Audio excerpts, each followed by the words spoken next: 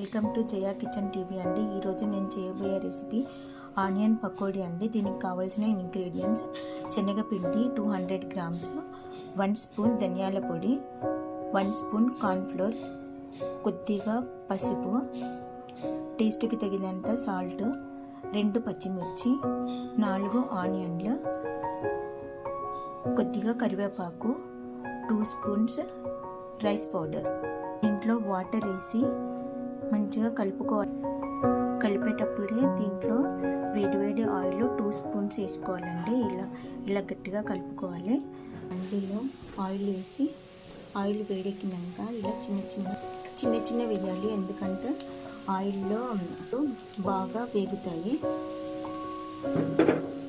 వేసి కొద్దిగా కరకరలాడే వరకు వేయించాలి. ఇలా లైట్ బ్రౌన్ వచ్చే వరకు వేయించుకొని పక్కకు తీసుకోవాలండి. ఇలా మొత్తం పిండితోని పకోడీలన్నీ వేగిన తర్వాత సర్వ్ చేసుకోవాలి. ఆనియన్ పకోడీ రెడీ అండి. Ready to eat. Thank you for watching.